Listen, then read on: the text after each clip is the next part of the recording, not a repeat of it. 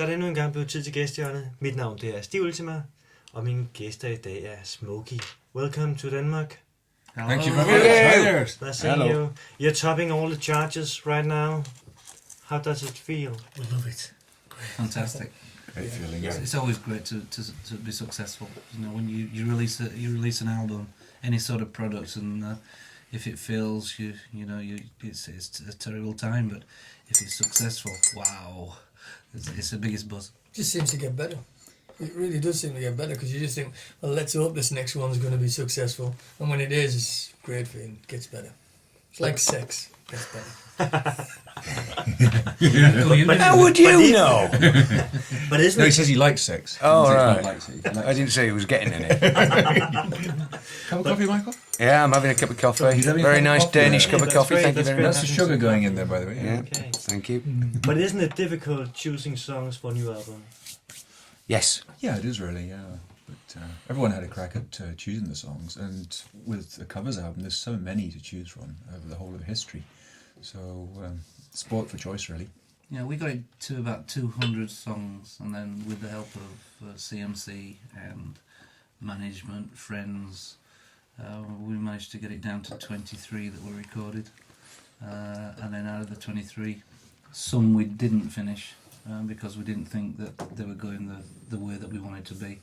And some are just sat there waiting for maybe to go on volume 2 uncovered, you know, who knows. But we had a great time doing these songs, so the things that you listen to yourself in your car. So some of those things are absolutely fantastic. So it was from that point you would choose the songs? Yeah, really. And something that would suit Smokie. There's all sorts of noises going on. It's all right. We've got Christmas in here. This actually reminds me of... It's a very relaxed interview, Very this, relaxed, isn't it? Bottles of wine and also... It reminds me, we did a show in Glasgow in the 70s, show in Glasgow, and we were asked to do a radio interview after the show, and it started at midnight, and the title of the show was a boozy woozy late night rock show, and we didn't know what to expect, but we turned up at the studio. It was a round table, and it was a review. You know, we were reviewing other people's records, and then we understood exactly why they called it the boozy woozy late night rock show, because we walked in and this table was, we saw a couple of microphones in the middle of the bottles. You know, it was just, it was like there was whiskey, gin, wine, beer. A bit like everything. this, really, isn't it? And it was Yeah. and this was a 4-hour review show. It should have been 2 hours, but it lasted 4 hours. And by the fourth hour, I think there was only me left. Were you boozy and everybody woozy? else was on the floor. People were out of it completely, and this is a live show. It was absolutely superb, and I figure pretty unique. Of course, a lot of accidents. And they never went back on motorways. it, you know. Actually, we did. But why did you decide to make an album with cover songs? It's just something we always wanted to do. You know, we've talked about it for a lot of years, and we thought, well, maybe a little bit later in the career, you know, we'll do that. But when George Michael did it, that sort of paved the way for anybody to do it, really. And we just thought, let's have a go now, because it's now become credible because George Michael has done it, you know. I mean, he had it was totally different. It was really classic songs, you know. But Very nice. It wouldn't suit us to do that, to go that way. So we did the things that we figure that's the way that we should be. It's not the first time we've done cover versions, of course. There have been cover versions on other albums. There was Have You Ever Seen the Rain and Will You Still Love Me Tomorrow, which we found that those versions worked so well. At the time, we thought it might be an idea to do a few more. So it sort of paved the way for doing a whole album. I wanted to do a Beethoven song, but we couldn't find any words for it. Lyrics so, were enough. Yeah, You have to drop the idea, or? yeah, we had to ditch But that you're still idea. working on it, or? I think I'm going to make a suggestion for the next album. But you also changed the songs into this typical Smokie sound. Is that important to you? Absolutely, yeah. I mean, that's the overall thing about. I mean, you can listen to any song that we've done, and people will instantly know that it's Smokie because of the vocal quality. It's like we've just been to China. We came back last week, I think we're only the fourth Western band ever to perform in Beijing, and it was a huge success. But as a mark of respect, as it were, to the Chinese people, and also just to be different, we became the only Western band ever to record a Chinese song in Chinese, and it's a 40-year-old traditional song, which was all about Chairman Mao sending troops and students into barren land to build farms for the peasants. And so everybody in China knows this song. And so, you know, the 5 little white boys come from England, come singing this thing. They were absolutely amazed, you know. And the thing is, because we played it live to these people, and it was broadcast to like 600 million people or something, which was superb. And to see these people singing along with us, and you could see the smiles on their faces. They were singing through the smiles because they were really pleased that we'd actually taken the effort to do it, you know. Superb. But then this Chairman Mao song sounds like Smokie, because that's the way we've done it, you know. We've smokified it, as we call it. So we can look forward to a Danish folk song and with the Certainly not. Certainly don't look Can't at even me. order a cup of I tell coffee you, in You never know. Danish. We've done If You Think You Know How to Love Me. That's a big song of ours. If You Think You Know How to Love Me. We've done that in Spanish. They didn't tell me Okay, this. I mean, what is it? 5.5, coming up 6 years that I've been with the band now, and they didn't tell me all those years ago that I would have to sing in Spanish, Chinese, English. speak German, attempt speaking Danish and Swedish. I didn't know. I just thought, you know, I just sang songs in English, but no, it's multifunctional. This band, multilingual. Is it sorry. difficult for you?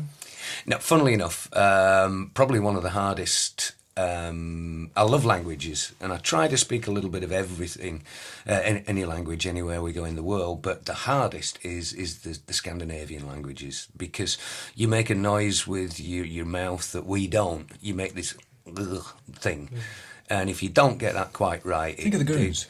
you know, whereas Chinese was relatively simple because it sounds Joddy. yeah, a little bit, yeah.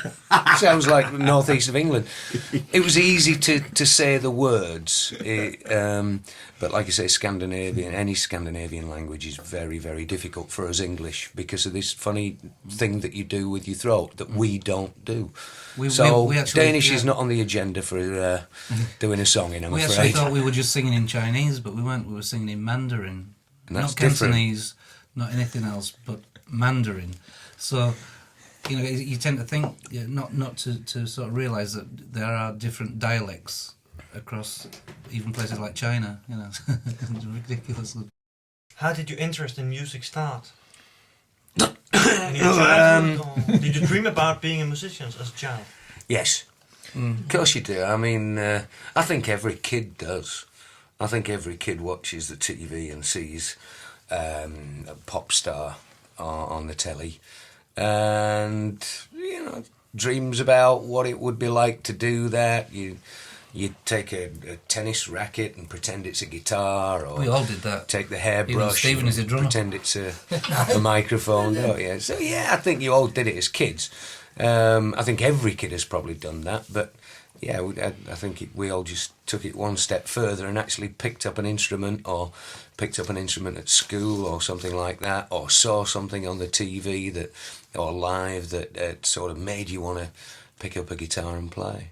You know, I mean, I when I was at school with the other two guys who started the band, you know, we used to do a lot of that tennis racket and things, you know, air guitars as it were, and we sort of were weaned on top of the Pops and the Beatles and the Stones and the Small Faces and the Hollies, but Top of the Pops was the major thing, and Pan's People, who were the dancers, you know. And all these years later, in 1975, when we got the first hit record, I was so nervous because we were going to do Top of the Pops ourselves. It was surreal, because when we got into the studio, and there's Pan's People with the hair curlers in, you know, and dressing gowns, you know, just watching all the acts rehearse, And there's Lulu comes up and said, "Oh, I love your new record," and it was just like, what? Am I really here? It was like a dream, you know. And 45 times after that, it's still like you just don't believe that you're doing it. It's amazing. But it gets easier the more you do it. It gets easier, but it's just it's like anything that you can become blasé about it because you know the ropes, you know what happens, which door you go through, who the guy is in the bar, you know, Where the Hello, gig Peter, is. you know, It's in there. that Huh? sort of things, you know, and it's a wonderful feeling. How old were you when you started playing music? 5. I was about 12. Okay. Yeah, I was about 11. And you? Yeah, well, most of us start at school. I mean, the school I went to, you start on all kinds of instruments when you were like 4 or 5 years old, you know, and then eventually you move up to the bigger school and you play the bigger instruments, and it sort of goes from there, really. And I picked one what I liked, and I stuck with it. So, Still no good at it. no. What about you, Steve? School, same. It did everything. Couldn't play anything, so I took the drums. Can't even play them. That's why I said this. I'm glad band you said that. This band consists of 4 musicians and a drummer. I had to go the keyboard and the guitar, and I thought, no, it's not for me.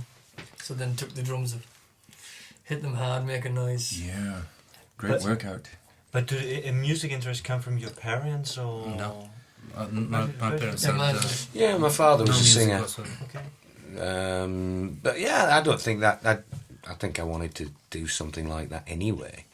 But yeah, I'm sure that was some sort of help, or gave me an insight into what it was like. Yeah, a little bit. I think I wanted to be able to sing apart from play the guitar, and I think my dad had something to do with that because he used to listen to a lot of opera. And so these beautiful voices, coming out the gramophone. Winfrey. It was wonderful. And so I always thought that there was an importance in singing nicely. Well, Who is it? Who is it? No, sure. Hey, You know, wasn't you? it's Are the- you a professional? I usually work with Really? professionals. Now, there we are. Doesn't matter. We Damn. can cut it out. Hasn't got his Can we- glasses. Can you Mobile take phone it again switched from on. where you were before? You were telling me. yeah. Speed up so I can mix it together. Yeah, yeah. It's the I think I always wanted to sing because of my father's interest in opera, and so there was at the time it was like Mario Lanza and David Whitfield and things like this. Really, really good vocals. But I never knew I could sing until I actually joined the band. And they asked me to sing a song. It was the Eagles' "Baby Come Back," the first song I ever sang, and it progressed to "Yummy, Yummy, Yummy, I've got love in my tummy." And then I didn't want to do them anymore. But then we moved on to Crosby, Stills and Nash. Then, so All I the was classics, like, All the classics of the Didn't pop. do any Wombos numbers then. But who did you listen to at that time when you were a child? Who did you listen to? You have told us a little bit about it, Terry. But what about you, Johannes? Who did you listen to? I listened to the progressive rock bands like Emerson, Lake and Palmer, Rick Wakeman, Keyboard-based. Yeah. bands, yeah, that sort of stuff. Mike Oldfield. Well, Uriah Heep. I mean, there was. I was listening to Deep Purple and Led Zeppelin. King Crimson. and all that sort of stuff. Gentle Giant, all sorts of stuff. It was So great. you- So many good ones. Like Terry and myself came through the 60s as well. Listening to music, like you said, the Hollies and people like that. Tremendous. I like the tremendous, songs. Like the Harmonies. Eagles, all those harmony bands, all that sort of stuff was great. And I mean, when I came into this band, it was like, wow, just what I wanted to do was play good music with 3-part harmonies and big lush harmonies. So yeah, brilliant. I'm enjoying it. What's the scene? But Terry, when you started the band, you was discovered by the man who turned out the Beatles. Can you tell yeah, us a little bit he about turned us down.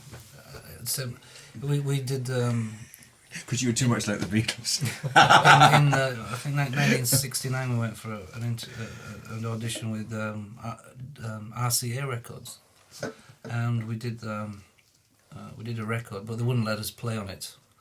But we sang, and I mean, it sold no copies. There was no promotion. So the first royalty statement, which was the last royalty statement, and everything was just nil on it. You know, sales nil, everything nil. You know, nil. Royalties into six Nil. figures, all of them So zeros. obviously, RCA was not the record company for us. You know. Same now, So- isn't it? Yeah. So then we went to do a thing for Decca Records, and the man at Decca actually signed us, and that was Dick Rowe, and he's the man famous for turning down the Beatles. But then we had 3 singles out with them, and it was the same deal, nil. You know, everything was nil on the royalty statement. Like But Norway then in he the wanted Eurovision us to Song do Contest. basically the strangest thing about it all. This we're talking about sort of full circle. Is that he wanted us to do cover versions. Now is that ironic or ironic? He wanted us to do cover versions. That's ironic. to that. sell I hope you said no. to sell in the places like Woolworths used to sell cheap versions of the real thing, and that's what he A wanted bit us like to do. lift music. Yeah, basically. And he Elevator said, music, yeah. and he said, Going up in the and world. we said no, you know, we don't want to do that. We want to get on with something else. So from there we did a song with called Ring a Bell with Albert Hammond, and he actually came and sang with us in the studio with it, and that was with who was that with? Family Dog Records. Bell, they used to call it Bell. And now we don't want on this album, aren't we? And now Written by- we've got an Albert Hammond song on this uncovered album. That's ironic. So yeah, but that was the Dick Rowe parts, you know. I think he just died actually. Dick Rowe. Okay. A simple yes And and later on no would you have got sufficed, this huge actually, hit there, with Terry. You won't be wanting his royalties then, will you? Living Next Door. to Us. Sorry, I can't hear you because of this road. Later on, you got this huge hit with Living Next Door to Alice. Yeah, we hated It's a it. classic today. It's a classic, but we hated it, and I've never liked it, to be quite honest. But it was the biggest selling record that we've ever had. I remember we were in the studio in Los Angeles with Mike Chapman, and it was one of those days where you just sit down in a control room and do nothing except have a few beers. And Mike Chapman was telling us about his upbringing in Australia, what he used to do. He used to be a DJ, then he was a window cleaner, and then he moved to England and he was a waiter at Tramp nightclub, and Nicky Chin was one of his customers, and that's how their partnership started. And we were in the studio, we were saying about our upbringing in Bradford in Yorkshire, each one of us, so it took a while, and I said, and then this happened. Me and Nicky got together, we wrote Funny Funny for Sweet, and that was the first thing that they wrote, and it was a big hit record. So then we wrote this thing for a New Zealand band called New World, and he played it, and it was Living Next Door to Alice, and it was never a hit in England, but it was it might have been a small one, but it was a massive radio hit, and so we'd all heard it so many times, and it got to the chorus, and we all joined in on the chorus. He said, "That's fantastic, we'll record that." We went, "Oh no, what have we done?" So we recorded it, and it's been the scourge of our lives ever since. You know, Yeah, I like so, it. I like the song. So that's- And he's so that's- picturing himself. I love the song. that's basically how that all came about. Okay. What about you, Alice? Do you love the song or hate the song? I like it. I think it's an excellent song. Love Because it. it makes so many people happy, and you can see them singing along to it. When you get that sort of reaction from somewhere, you know you've got it right. You know. I think it's great. You Did couldn't buy write one? a song like that now. You wouldn't Did start you buy writing one? a song like that. It contains a whole emotion that Can't remember. belongs to that era. You wouldn't write a song like that, but it's a classic. Later on, they came with Who the Fuck is Alice? Can you say that? How did you He get just that did. idea? just did. That was the Irish people, and it travels. Irish people travel, and they take everything with them, and so I think that's why it was such a big smash everywhere in the world. You know. It was a bigger hit the second time round, the first time round Yeah, in England. it's funny. Yeah. Yeah. Which one is your own favorite song, if you should choose between all the songs Smokie have ever made? Including the new stuff as well. Hmm? Yes. Oh, difficult Well, one. my favourite always will be If You Think You Know How to Love Me. That was the first hit record, and just the sound of it, the dryness of the vocals, and right in your face, you know. I love that song with a passion. I don't know. I used to like Can't Cry Hard Enough. You know, that's a lovely song. But there's so many good ones. I couldn't necessarily put that above the others. There's so many good ballads and so many good stories. It's a very hard question to answer that. I think I'd have to say If You're Thinking Out of Love, actually. I think that would be my favourite. Really. I like Wild Horses, but there's lots of. I can go from week to week and change my mind. It's a great song. Steve can, because he can never remember what he said the week before. What about you, Mike? Same. I find it difficult to single any one song out because there's something special about every song. The old stuff, the new stuff. Depends on your mood, I guess, doesn't it? Yeah. One of the biggest problems we seem to have, and we're going to face the problem again because we're rehearsing new songs for a new show, which we're going to be coming back to Denmark to do some gigs. And we're going to change it all a little bit. We're going to have a 4-piece string quartet with us, and we're going to have to lose some of the songs from the live set to put the new songs from the new album into the concert. And it's going to be the hardest thing to pick the songs to take out of the show at the moment, because we always have the same. If we're playing somewhere and they say, can you just play an hour or 35 minutes if it's a show with lots of other bands, then we have a terrible time leaving songs out, because there's something special about all of them. There's a reason why they're all there in the live set, and we're going to be faced with that again. I can't single any one particular song as being my favourite. There are loads of them. Do you never get tired of music? No. Why not?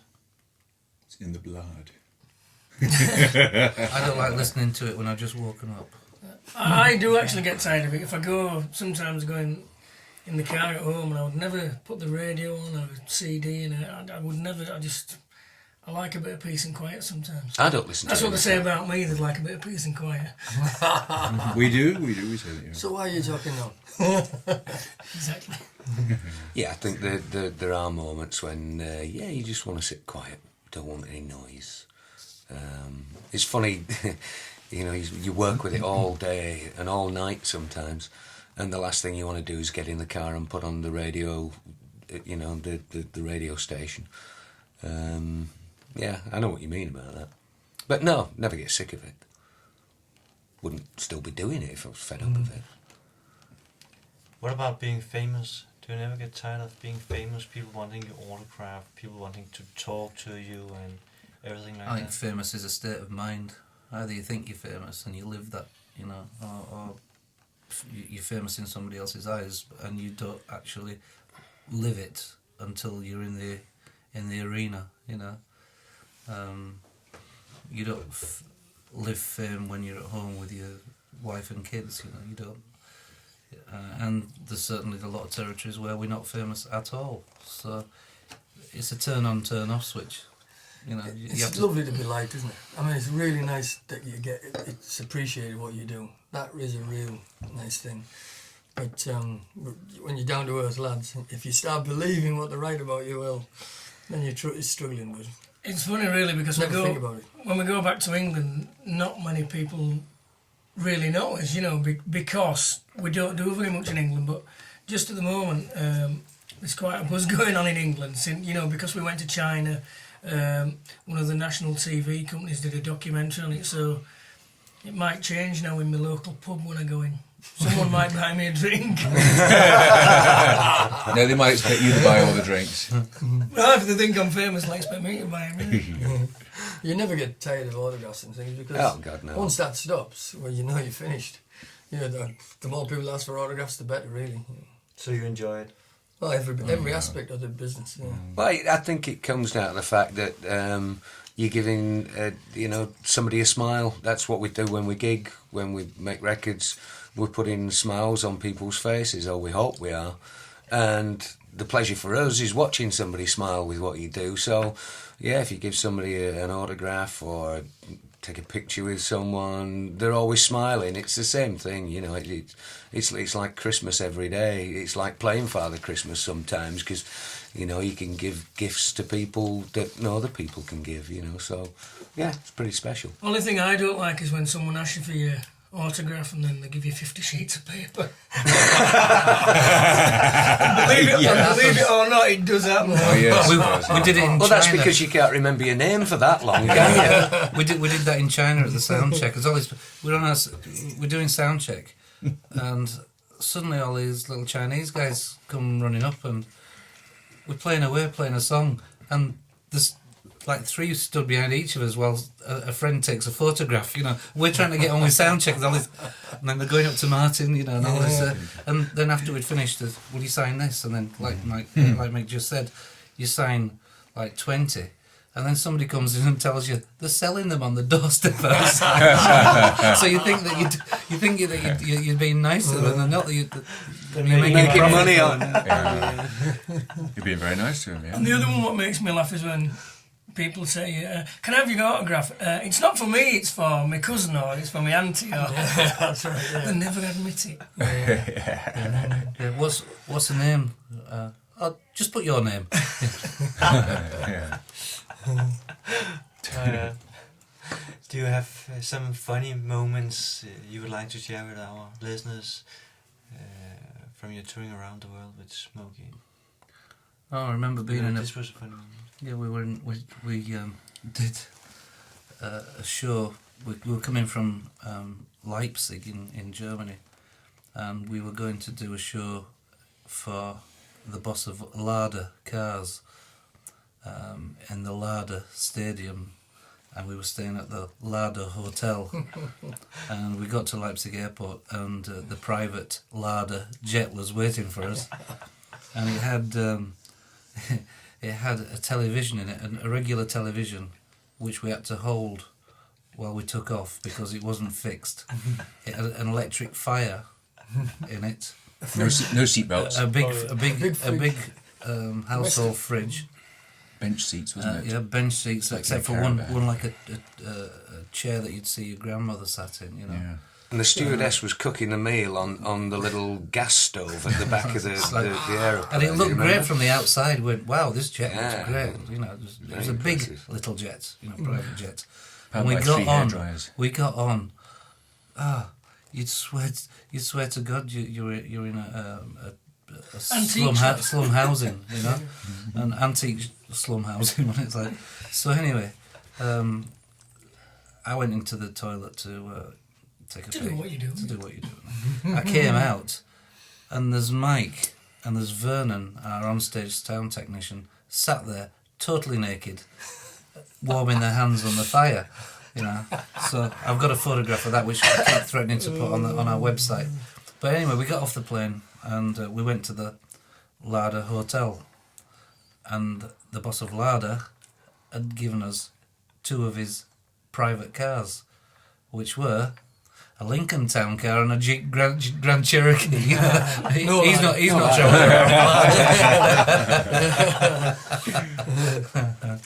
We did another one. We did a flight. It was a private thing in Russia. We were going to Kiev, and we got on this plane, and there was mice running about in the plane. It was the weirdest little plane. There was a stewardess on who didn't do anything apart from sit on the table until we got there, did she? Yeah. And we got this guy came on. We're all worried about going up in this plane. There was rust everywhere, mice running about. So this guy gets on looking like he just emptied the bins, you know. And so one of the guys said, "Hey, this is a private plane. You can't come on here." He took his jacket off, hung it up, pulled the door back, and he got in the cockpit. He was a pilot. But he had overalls. He had blue overalls Yeah. on, and he's hurtling down the runway, Smoking on Smoking a tape. cigarette. Yeah. cigarette, and he turns around and he puts his thumb up at us, and he haven't even taken off yet. So after that, a couple of the guys refused. It's to funny fly how back in it. the funniest stories are associated with the eastern side of. Yeah. I remember we I think it was Russia again. We flew into very long flight, and we'd had a couple of bottles of wine on the plane. As you do. As you do. We weren't gigging that night, so we could get straight off the plane and straight into the hotel bedroom. Katerinburg, Yeah, it probably was a Katerinburg. Cheers. And what happened was we got off the plane slightly merry, slightly happy with the wine, and it was late at night. We didn't expect it, but a TV crew came straight up to us, poked the camera straight at us, and a microphone, and went straight to Terry and said, "Hello, Smokie. Hello, Smokie. Welcome to Ekaterinburg, Russia. Thanks very much. You are visiting Russia on the birthday of the great man Lenin. Do you know this?" I said, No, we didn't know. "What do you know about Lenin?" And Terry said, "Oh, he was good in the Beatles, wasn't he?" He was My actual words were, I was in America. When he got shot or something. When he got shot In New York. The Dakota Bull outside the Dakota Bull. I was so embarrassed. And we've never been back to a Katerinburg since. Dear me. Martin, last week in Beijing, Martin went to see Chairman Mao's body. Yeah. You know, they've embalmed it and you can file past him, but it's only between 8:30 and 11 o'clock in the morning. That's far too early for us, you know. But Martin, maybe being an early bird, he went in there, had a peek at Chairman Mao. I was peeking. Peking In Beijing, yeah. Yeah. We played Miss World competition once. That was in Drammen in Norway, which was a great experience, of course, seeing 84 beauties walking past. But the big shock... 168 beauties, wasn't it? I think it was 84. So during the rehearsals, they're 85. You know. So I tagged on to the end there. And then the next day, we flew to Ireland. We took 3 flights to Ireland. Then we drove 3.5 hours, and we got to the venue half an hour after the onstage time to this hotel with no hot water or anything. You couldn't take a shower or anything. When we got on stage, what we saw was slightly different to what we'd been used to the night before. Previous night. Like that, you know. Oh, what a culture shock! But we got straight, because we were late. We went straight to the stage door, and we said to the guy there, says, "Excuse me, where's the stage?" He said, "It's in there. It's in there." Well, we knew it was in there, but we just wanted to know whereabouts in there it was. I remember seeing You mustn't send this to Ireland. I'm just thinking about an international incident here. Careful. Don't say anything about Norway or Sweden, will you? Oh, no. Beautiful countries. Where are we at the moment? Oh, this is Denmark, isn't it? We're okay. All right.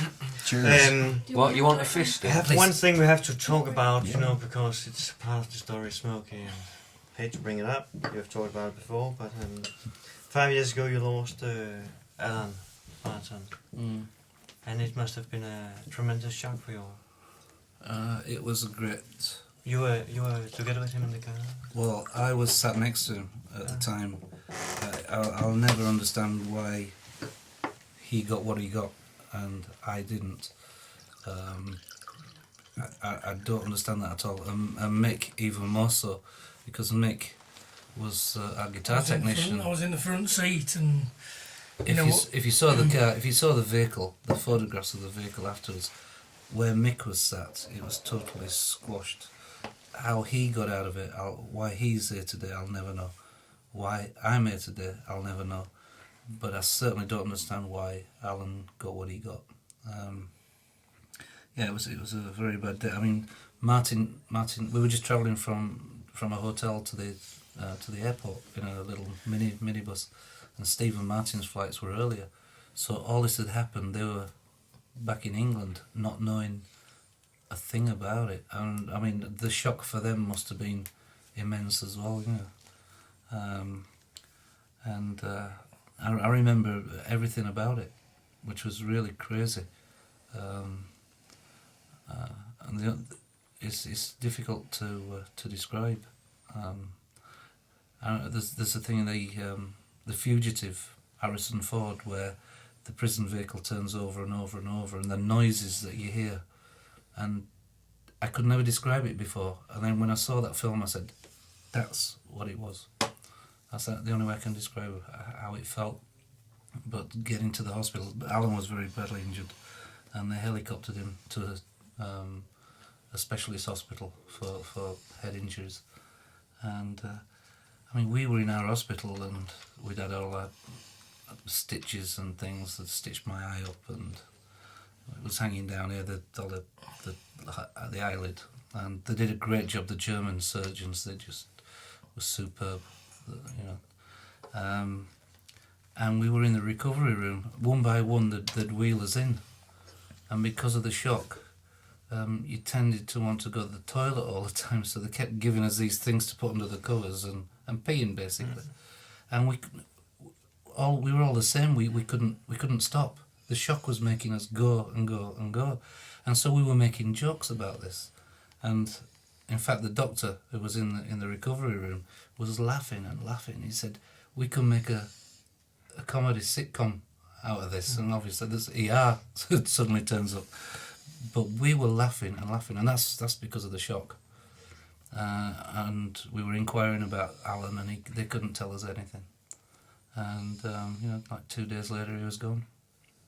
It was It's just coming to terms with it afterwards. Yeah. It was a real struggle coming to terms with what to do after that, really. Mm. But when you and Mike, after we'd got over the initial shock, and with the help of everybody, the media, all the letters that were delivered to the office and things like that, it was amazing the response. They were saying, you know, we've lost a member of Smokie, but we don't lose Smokie. So we did come to terms with it, and so we've got to either do something about it now or we won't bother. You know, we got in touch with Mike, who we knew he'd done some stuff with the band, and we said, "Do you fancy getting together and seeing how it goes?" You know, so we rehearsed a bit and took it out on the road. And really, the rest is history, you know. I think Alan Barton's looking over us because, to be honest, it has gone from strength to strength. Every album since then has gone platinum, and it's just worked tremendous. If we think about it now and look back, we made the right decision. Yeah. And I know Alan Barton would have thought the same thing. Yeah, we made the right decision. At the time, you know, there was a lot of people saying, you know, "Don't you think you've done it too quickly?" But there was no other way, because if we didn't do it quick, we just wouldn't have done it at all. And I asked, his best friend is our manager, John Wagstaff, and I said to John, what do you think, Alan, how he would have handled it? He said, "To be quite honest, Terry," said, "he'd have been doing it a hell of a lot quicker than you guys are." so I mean, with that, you know, we were confident that we did the right thing. And you were lucky that you knew Mike? Very lucky. I mean, every member that's joined this band over the years. There's been as many members than Spinal Tap, you know. But the fact is that every member has not been an outsider. It's been somebody we know. So it's not like you've not had to put make an audition or put in an advert in a paper for things. It's just been word of mouth, telephone call. Like a family thing. And like I was just saying, I knew Alan for years. I think I probably knew Alan before I met the Smokie boys. It was that long ago. So I felt comfortable coming into the band, even with Alan's tragic death, because I knew the guy and I knew his sense of humour, and it just felt right to do it. And it wasn't so much, me coming into the band and jumping up and down with joy. I think I had Alan in mind when I made the decision to take up the lad's offer, because, I felt not only was I sort of helping Smokie to keep going, but I was, I was sort of doing something in memory of Alan, really. Like I say, I knew the guy and I knew his work, and I felt quite honoured to be able to sort of step into that area that he left vacant and carry on some hard work that he'd done. Did you have any doubts about it at all? None at all. As soon as I went to play with the band, I think we said within the first couple of songs, it felt right. It just sat well. What we had to cope with was that, we'd walk on stage and the front row would burst into tears immediately, because we've always had a close contact with our fans, and fair play to Mike. He after a show, they always tend to find out where we stay, the hotels, and so the hotel bars are packed, and we do the rounds and we talk to them all, and Mike even more so, and he was expressing his, you know, his regrets about what happened to Alan, and trying to make friends with his, and trying to explain from his point of view where we were coming from, and he did that admirably. I think they had to understand that I wasn't a stranger. Because that must have been difficult for all the Smokie fans around the world to see a completely different guy there instead of Alan.